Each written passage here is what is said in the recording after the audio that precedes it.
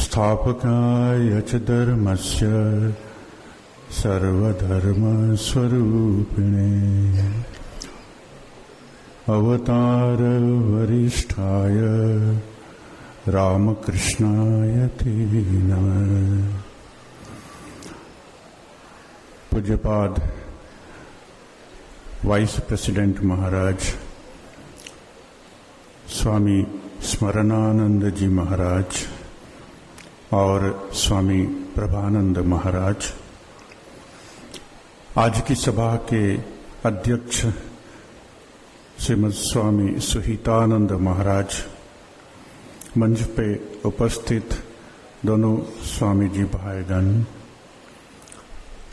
मेरे पूजनीय स्वामी जी गण, प्रिय भाई स्वामी जी ब्रह्मचारी और भगवान श्री रामकृष्ण के प्रिय संतानगण, भाइयों और बहनों, अभी तक हमने दो भाषण सुने। बंगाली में मुख्यतः भगवान श्री रामकृष्ण के जीवन के ऊपर में कुछ बातें कही गई। इंग्लिश में मुख्यतः रामकृष्ण के अवतार तत्व को विभिन्न आयामों से देखा गया। हम लोग हिंदी में अभी मुख्यतः रामकृष्ण की कथा के ऊपर में बात करेंगे।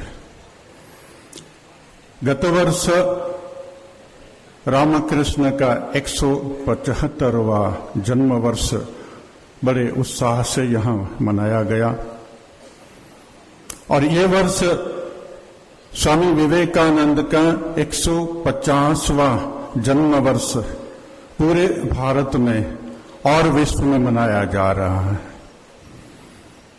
और उसका जो हमको प्रतिभाव मिल रहा है, लोगों का जो उसमें पार्टिसिपेशन, भाग लेना, और विवेकानंद और रामकृष्ण के विचारों के प्रति लोगों का जो आकर्षण, उत्साह और उसको समझने के लिए एक उत्कंठा, ये हम लोग देखते हैं दिन पर दिन मात्र भारत में ही नहीं पूरे विश्व में बढ़ती जा रही है। रामकृष्ण आए ये पृथ्वी के ऊपर में हमारे युग के लिए, इसलिए हम रामकृष्ण को बोलते हैं युगावतार। स्वामी विवेकानंद ने रामकृष्ण के लिए जो श्लोक अभी हम पाठ किया, उसमें बोले हैं अवतार वरिष्ठाय। अवतारों में जो श्रेष्ठ, मनुष्य के इतिहास में आध्यात्मिक प्रकाश सर्वांगी रूपे कोई एक व्यक्ति के जीवन में अगर प्रतिभात हुआ है, वहां अनुभूति पाई है और प्रकाश हुआ है, तो ये एक रामकृष्ण ही है। रामकृष्ण ने सब धर्म की साधना की और सब धर्म की साधना के द्वारा उन्होंने सिद्धि पाई और अपने अनुभवों से जाना ये सब पथ एक ही ध्येय के ऊपर पहुंचाते हैं। सामान्यतः मनुष्य एक ही ढंग की साधना करने से वह इतना आनंदित हो जाता है, इतना कृतकृत्य हो जाता है कि उनको और दूसरी कोई साधना करने की आवश्यकता नहीं रहती। मगर श्री रामकृष्ण के जीवन में जो घटना घटी वह अद्भुत है। और ये युग की आवश्यकता है, क्योंकि ये युग अवतार है। कोई एक मनुष्य अपने जीवन में इतनी साधना करके इस साधना का चरम लक्ष्य की जो प्राप्ति वो नहीं कर सकता। इसलिए कोई मनुष्य ये नहीं बता सकता अनुभव के साथ में, विथ अधिकार के साथ में, ये सब धर्म सत्य है और एक ही लक्ष्य के पास पहुंचा सकते हैं, क्योंकि वर्तमान युग की यही आवश्यकता है। अभी विश्व छोटा होने लगा है। थोड़े समय पहले हम लोग बोलते हैं ग्लोबल विलेज की बात करते थे। विश्व इतना छोटा हो गया है कि एक जगह से दूसरी जगह में जाना हो तो एक ही दिन में चले जाते थे।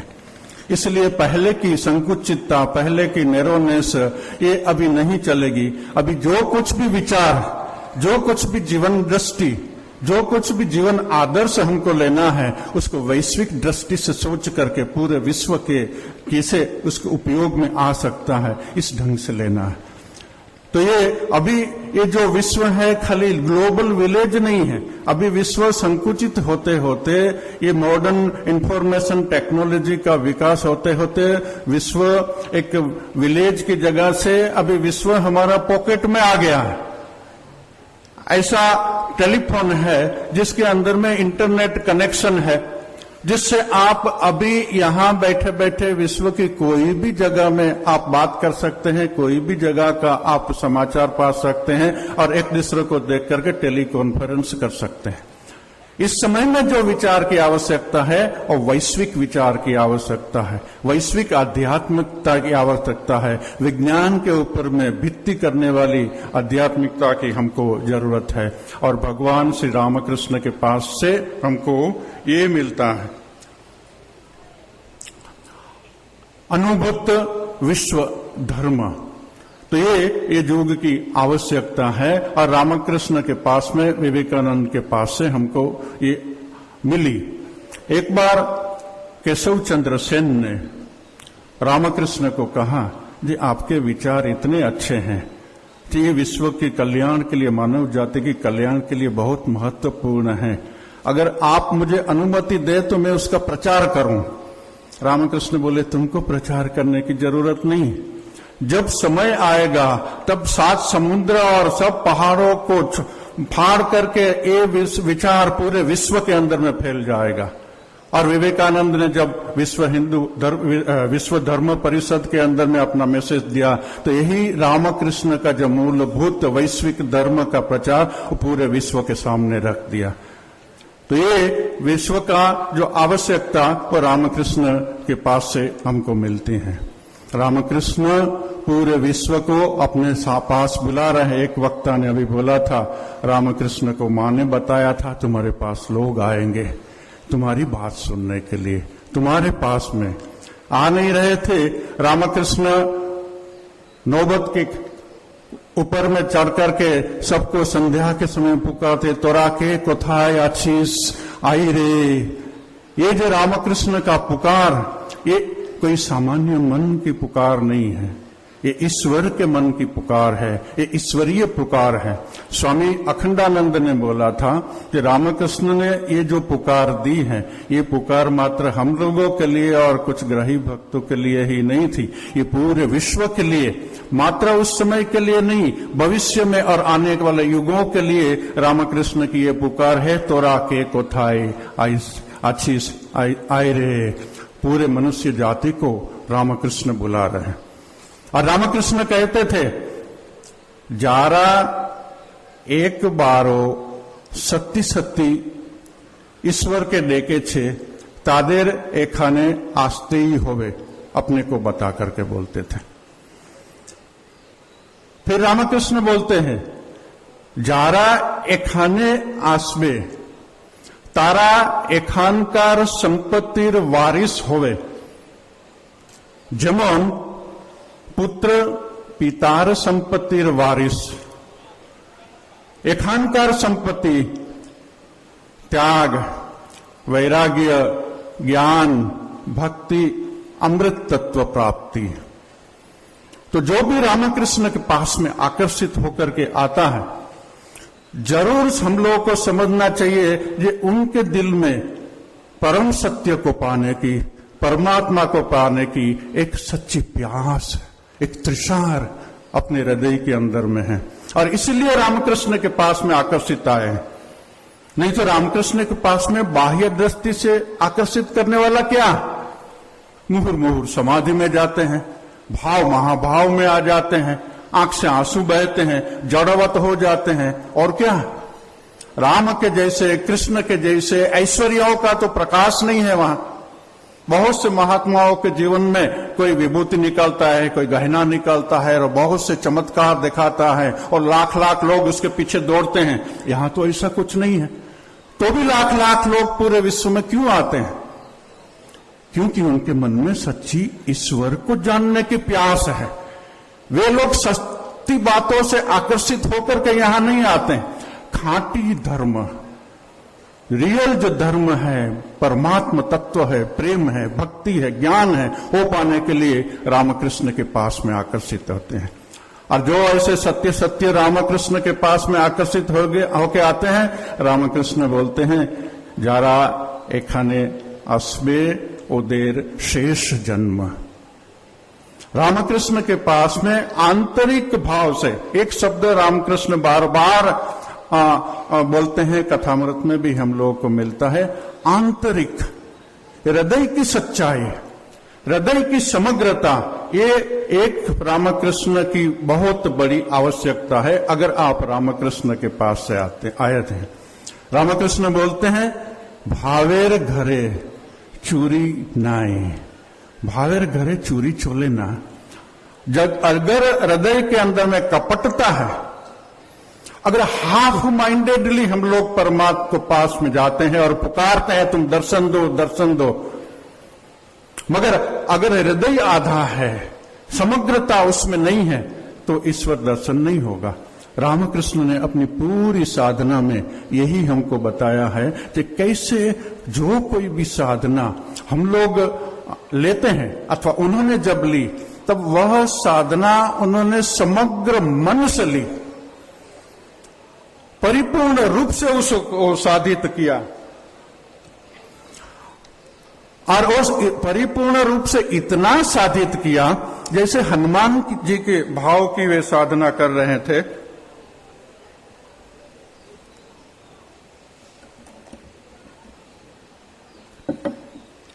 तो हनुमान जी के भाव के साथ में उनकी इतनी परिपूर्ण एकात्मता हो गई, हनुमान जी के साथ में, उनके भाव के साथ में। ये आपको सुन के आश्चर्य होगा, उनके मेरुदंड के पीछे जानवर की, बंदर की जहां पूंछ होती है, रामकृष्ण की पूंछ निकलने लगी। इतनी समग्रता। जब मधुर भाव से रामकृष्ण साधना कर रहे थे, तो महिला भाव से, स्त्री भाव, ये अपने को स्त्री शरीर से पृथक ही नहीं समझ रहे थे, और उनके शरीर में स्त्री के जैसे परिवर्तन आने लगे और मेंस होने लगा। अति आश्चर्य की बात, विज्ञान समझ नहीं सकते हैं, मगर ये सब गूढ़ आध्यात्मिक तब की बात है। अगर समग्र रूप से कोई भी काम किया जाए तो उसमें अवश्य सिद्धि मिलती है, और ये अवश्य सिद्धि के लिए, ये मन की समग्रता के लिए रामकृष्ण हम लोग को बार बार कथामृत में क्या बोलते हैं, भगवत दर्शन पाना है तो कैसे पाना है। दो उदाहरण हम लोग लेंगे। कोई एक शिष्य गया अपने गुरु के पास में, महाराज हमको भगवान का दर्शन करना है, कैसे करेगा हमको सिखाइए।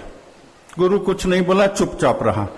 दूसरे दिन सुबह हो गई, शिष्य को लेके गए, चलो नदी में स्नान करके आएंगे। नदी में स्नान करने गए, गुरु नदी में उतरा, शिष्य नदी में उतरा, और जैसे ही शिष्य नदी में उतरा, गुरु ने शिष्य का मस्तक पकड़ के पानी में डुबा दिया।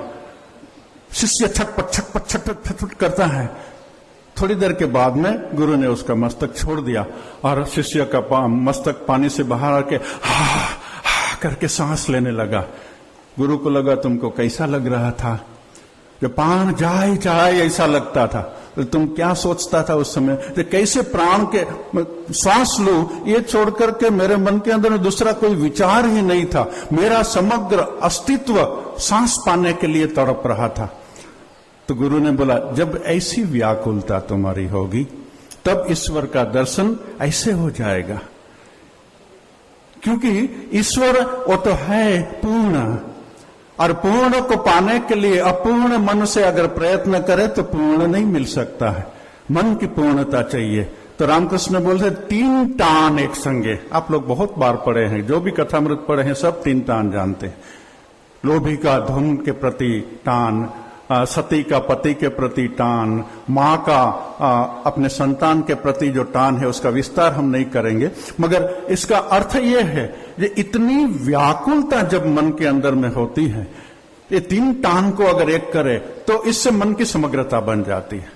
और जब मन समग्र होता है तो ये समग्र मन भगवान प्राप्ति तो ठीक ही है, संसार के भी कोई भी विषय के ऊपर में लगाने से वहां सिद्धि प्राप्त हो जाएगी। आपको भगवान को प्रवेश करने के लिए, ध्यान में प्रवेश करने के लिए ये समग्रता जरूरत है। राग ठाकुर उदाहरण देते हैं, जैसे एक सुई है, सुई का छिद्र के अंदर में अगर सूता पिरोना है तो सूता को ऐसे तोड़ेंगे तो उसके जो फाइबर्स है वो बिखरे हुए रहेंगे। वो बिखरे हुए फाइबर्स लेकर के आप सुई के छिद्र में सूता पिरो नहीं सकते, मगर उसको थोड़ा पानी दे करके मुख का नरम कर देंगे, हाथ से वट देंगे और 1 पॉइंटेड कर देंगे तो इजीली सुई के छिद्र में सूता चला जाएगा। ऐसे ही रामकृष्ण बोलते हैं, मन की जब समग्रता हो जाती है तो ईश्वर प्राप्ति बहुत ही सहज हो जाती है। बार बार रामकृष्ण बोलते हैं, मनुष्य जीवन का उद्देश्य है ईश्वर प्राप्ति। जिन्होंने मनुष्य जन्म पाकर के ईश्वर प्राप्ति नहीं की अथवा ईश्वर प्राप्ति के लिए प्रयत्न नहीं किया, उनका मनुष्य जन्म वृथा है। ये बार बार बोलते हैं। तो कोई उनको रामकृष्ण को पूछते हैं, महाशय हम तो संसार में पड़े हैं, दिन रात 1000 चिंता 1000 काम होता है, तो हम लोग के लिए क्या उपाय है महाशय, उपाय क्या? रामकृष्ण बोलते हैं, बड़ो बारीर दासीर मतो थाको। एक आजकल तो बहुत लोगों के घर में काम करने वाली नौकरानी होती है। ये नौकरानी जब घर में रहती है और बहुत पुरानी हो जाती है तो सबसे एक तरह की आत्मीयता हो जाती है, मेरा राम मेरा हरि, ऐसा करके जैसे अपना ही घर है इस ढंग से वहां रहती है। मगर कैसा भी अपना समझ करके वहां रहे और काम करे, उनके मन में एक बात सब समय जागृत रहती है, ये मेरा घर नहीं है, मेरा घर तो वहां बस्ती में है, मेरा परिवार तो वहां है। ऐसे ही हम जो संसार में है सब समय अगर ये याद रखे ये मेरा घर नहीं है, मेरा पति मेरी पत्नी मेरे बच्चे मेरे घर के सब सगा संबंधी ये कोई मेरे जन्म के पहले मेरे नहीं थे और मरने के बाद में कोई मेरा नहीं रहेगा। टाइम पर ही हमारा एक कनेक्शन हो गया है और मैं अपना सबको समझ लिया हूं। तो जो मेरा था नहीं, मेरा होने वाला नहीं है, वो मेरा कैसे हो सकता है? मेरा तो वही है जो मेरा जन्म के पीछे पहले भी था, जिससे मैं आत्म रूप से एकात्म भाव से एक हूं, जिससे मैं निकला हूं आत्म रूप से, और अंत में मैं वहां ही मिलने वाला हूं। वही मेरा पिता है, वही मेरा माता है, वही मेरी आत्मा है, वही मेरा सब है। ये समझ के अगर संसार के काम करे तो होगा क्या? अनासक्ति हो जाएगी, आपकी ममता नहीं रहेगी, आपका स्वार्थ नहीं रहेगा। और जहां अनासक्ति आई, ममता रहितता आई, निस्वार्थता आई, निरअहंकारता आई, ये आने के साथ साथ में ही भगवत प्राप्ति हो जाती है। बहुत सरल उपाय रामकृष्ण गृहस्थियों के लिए दिखाते हैं, सिखाते हैं। रामकृष्ण बोलते हैं, एक हाथ से भगवान को पकड़ के रखो, एक हाथ से संसार का काम करो। एक हाथ से भगवान को पकड़ रखना माने क्या? सुबह शाम भगवान का स्मरण करेंगे, बीच में जब याद आया तो भगवान को हम स्मरण कर लेंगे, और अगर संभव है तो सब समय याद करेंगे। तो रामकृष्ण को कोई पूछा, सब समय भगवान को कैसे याद हो सकता है? सब समय तो हम काम में भूल जा सकते हैं, ये तो असंभव है। तो रामकृष्ण बोलते हैं, जिसको दांत का दर्द है वो जितने भी काम करते हैं, मगर सब काम करते हुए भी उसका दांत का दर्द को नहीं भूलता। इसी तरह जिसको परमात्मा को नहीं पाने का दुख है और पाने की व्याकुलता है, वो संसार के सब काम करते हुए भी परमात्मा में उसका मन जरूर पड़ा रहेगा। तो ये आएगा कैसे? परमात्मा के प्रति सब मन आएगा, और मेरा परमात्मा में मन जाएगा कैसे? रामकृष्ण बोलता है, सत्संग करो, बीच में एकांत में जाओ और जाकर के साधना करो। धीरे धीरे विवेक जागृत होगा और परमात्मा का मूल्य समझेगा। हमारा मन परमात्मा के प्रति नहीं जाने का एक ही कारण है, हम परमात्मा का मूल्य नहीं जानते हैं। पैसा का मूल्य जानते हैं, इसलिए पैसा के पीछे दौड़ते हैं। भोग का थोड़ा थोड़ा अनुभव है, इसलिए आप भोग के पीछे दौड़ते हैं। जिसका आप मूल्य जानते हैं, आप उसके लिए प्रयत्न करते हैं और आपका समग्र मन उसके प्रति चला जाता है। परमात्मा का हम नाम लेते हैं, समझते हैं, जो समझ, जैसे स्वामी जी बोल रहे थे, जो what is incarnation, I know only word, मैं खाली शब्द जानता हूं, उसका अर्थ, उसका मूल्य नहीं जानता हूं। अगर उसका मूल्य मैं जानूं, परमात्मा जो वही मेरा आत्मा का आत्मा है, वही मेरा जीवन के लक्ष्य है, और वहां पर ही मुझे पहुंचना है, और मेरे जीवन की सफलता उसमें ही है जब मैं उस परमात्मा को पा लूं। अब्राहम मस्लो बोल के एक बहुत बड़ा मनोवैज्ञानिक गत सदी में हो गया, उन्होंने लिखा है, the religion is the peak experience of human life. धर्म है वह मनुष्य जीवन का शिखर का अंतिम अनुभव है, सर्वश्रेष्ठ अनुभव है। अभी जो हमारा अनुभव है विषयों के भोगों का, अहंकार का, आसक्ति का, सुख सुविधा का, ये लोअर ग्रेड का, तला का अनुभव है। मगर जब परमात्मा का अनुभव होगा वह अत्यंत श्रेष्ठ होगा। अभी जो आनंद है वो आनंद के बदले कोटि कोटि कोटि कोटि कोटि गुना अगर कोई कर सके और वो आनंद की कोई कल्पना कर सके तो वह आनंद परमात्मा का है। उसकी थोड़ी सी भी समझ अगर मन में बैठ जाए तो हमारा मन स्वाभाविक रूप से परमात्मा की ओर जाने लगेगा। तो टाइम तो खाली 25 मिनट्स है, तो अभी मैं ठाकुर की एक दो बात बोल करके पूरा करूंगा, जो हमारे लिए गृहस्थ आश्रम के लिए और सन्यासी के लिए भी बहुत महत्वपूर्ण है। वह है श्री शारदा देवी की आत्मकथा में लिखा है, मां बोलছে, ठाकुर আমাকে বলেছিলেন, আমার চিন্তা যে করে সে কখনো খাবার কষ্ট পায় না। मां बोलती है कि ठाकुर ने मुझको, रामकृष्ण ने मुझको बताया है कि जो मेरी चिंता करेंगे उनको कभी भी खाने का कष्ट नहीं होगा। फिर उससे भी आगे बढ़ के दूसरी एक बार मां बोलती है, ठाकुर আমাকে বলেছিলেন যে তার নাম নেই তার কোনো दुख হয় না। मां बोलती है, रामकृष्ण ने मुझे बताया था कि जो लोग उनका नाम लेंगे उनका जीवन में कोई दुख नहीं रहेगा, किंतु आंतरिक भाव से नाम लेना है। भावेर घरे चूरी नहीं, मन की समग्रता से अगर रामकृष्ण के शरण में हम जाएंगे तो रामकृष्ण हमारे जीवन में कोई दुख रहने नहीं देंगे और ये लोक और परलोक दोनों को हमसे तार देंगे। धन्यवाद।